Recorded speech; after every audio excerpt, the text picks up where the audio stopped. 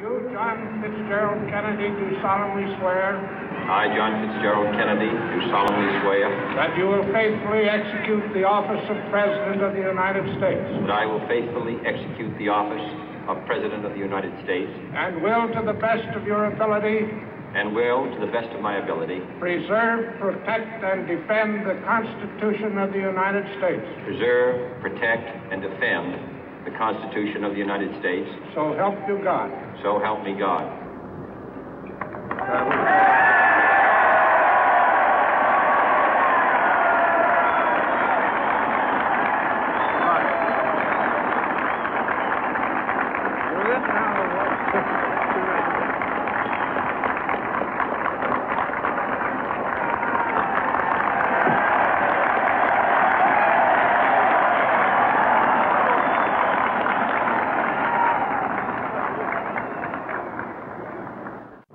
Vice President Johnson, Mr. Speaker, Mr. Chief Justice, President Eisenhower, Vice President Nixon, President Truman, Reverend clergy, fellow citizens. We observe today not a victory of party, but a celebration of freedom, symbolizing an end as well as a beginning, signifying renewal as well as change. For I have sworn before you and Almighty God the same solemn oath our forebears prescribed nearly a century and 3/4 ago. The world is very different now, for man holds in his mortal hands the power to abolish all forms of human poverty and all forms of human life. And yet the same revolutionary beliefs for which our forebears fought are still at issue around the globe. The belief that the rights of man come not from the generosity of the state, but from the hand of God. We dare not forget today that we are the heirs of that first revolution. Let the word go forth from this time and place to friend and foe alike that the torch has been passed to a new generation of Americans born in this century, tempered by war, disciplined by a hard and bitter peace, proud of our ancient heritage, and unwilling to witness or permit the slow undoing of those human rights to which this nation has always been committed and to which we are committed today at home and around the world.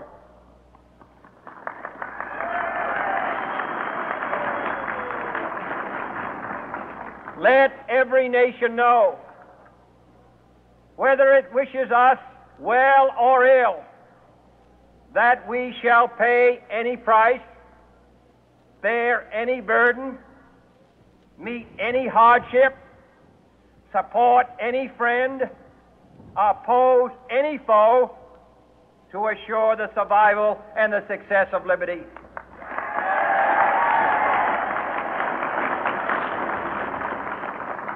This much we pledge and more.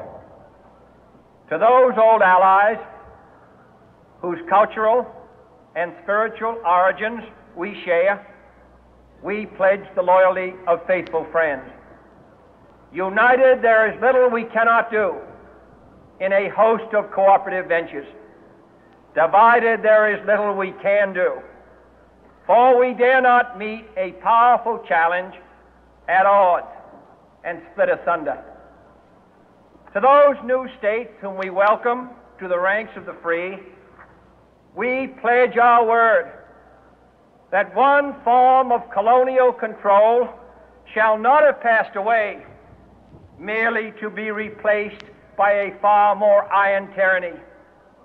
We shall not always expect to find them supporting our view, but we shall always hope to find them strongly supporting their own freedom, and to remember that in the past, those who foolishly sought power by riding the back of the tiger ended up inside.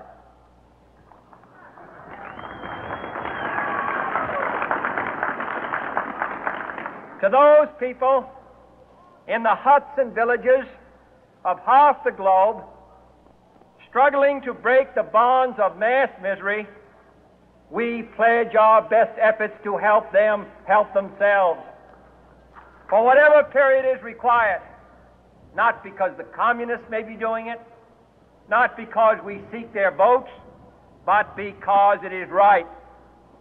If a free society cannot help the many who are poor, it cannot save the few who are rich.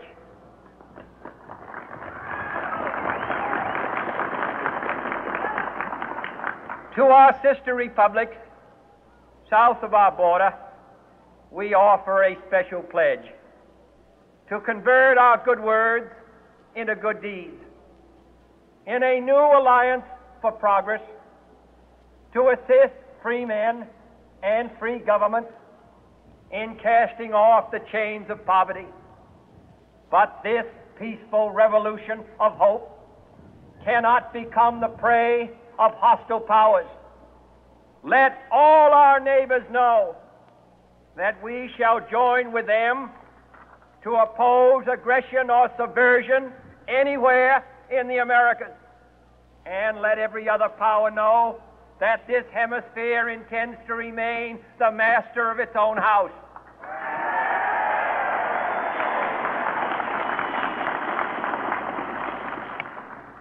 To that World Assembly of Sovereign States, the United Nations, our last best hope, in an age where the instruments of war have far outpaced the instruments of peace, we renew our pledge of support to prevent it from becoming merely a forum for invective, to strengthen its shield of the new and the weak, and to enlarge the area in which its writ may run.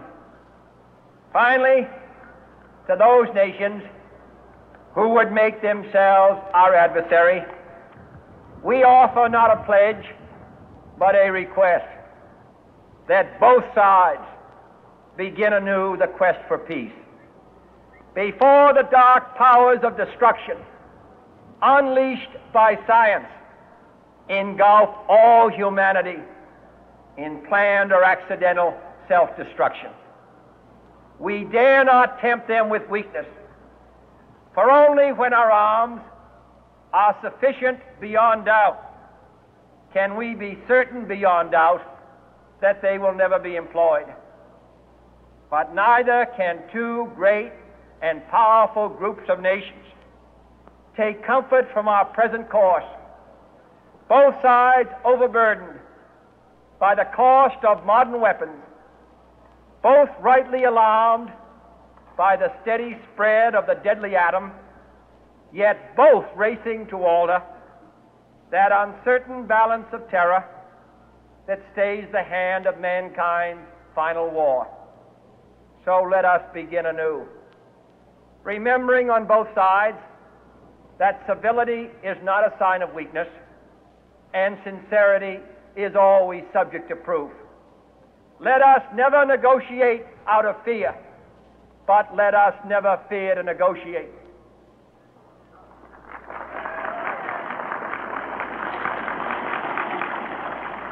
Let both sides explore what problems unite us, instead of belaboring those problems which divide us. Let both sides, for the first time, formulate serious and precise proposals for the inspection and control of arms, and bring the absolute power to destroy other nations under the absolute control of all nations.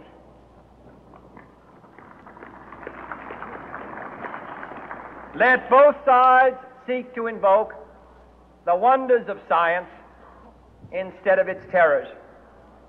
Together, let us explore the stars, conquer the deserts, eradicate disease, tap the ocean depth, and encourage the arts and commerce. Let both sides unite to heed in all corners of the earth the command of Isaiah to undo the heavy burden and let the oppressed go free. And if a beachhead of cooperation may push back the jungle of suspicion, let both sides join in creating a new endeavor, not a new balance of power, but a new world of law, where the strong are just and the weak secure and the peace preserved. All this will not be finished in the first 100 days, nor will it be finished in the first 1,000 days, nor in the life of this administration, nor even perhaps in our lifetime on this planet. But let us begin.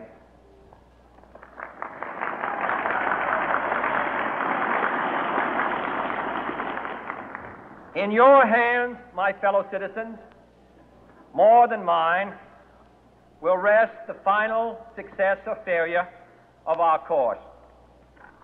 Since this country was founded, each generation of Americans has been summoned to give testimony to its national loyalty. The graves of young Americans who answered the call to service surround the globe. Now the trumpet summons us again, not as a call to bear arms, though arms we need, not as a call to battle, though in battle we are, but a call to bear the burden of a long twilight struggle, year in and year out, rejoicing in hope, patient in tribulation, a struggle against the common enemies of man, tyranny, poverty, disease, and war itself. Can we forge against these enemies a grand and global alliance, north and south, east and west, that can assure a more fruitful life for all mankind? Will you join in that historic effort?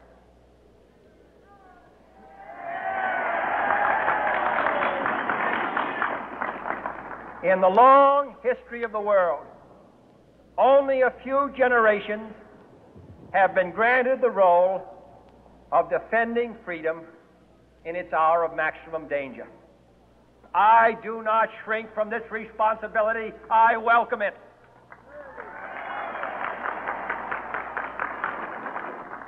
I do not believe that any of us would exchange places with any other people or any other generation. The energy, the faith, the devotion which we bring to this endeavor will light our country and all who serve it. And the glow from that fire can truly light the world. And so, my fellow Americans, ask not what your country can do for you. Ask what you can do for your country.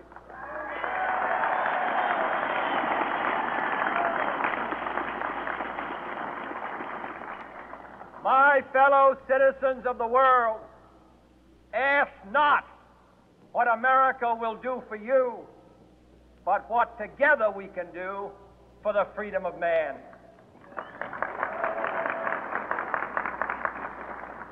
Finally, whether you are citizens of America or citizens of the world, ask of us here the same high standards of strength and sacrifice which we ask of you. With a good conscience, our only sure reward, with history the final judge of our deeds, let us go forth to lead the land we love, asking His blessing and His help, but knowing that here on earth God's work must truly be our own.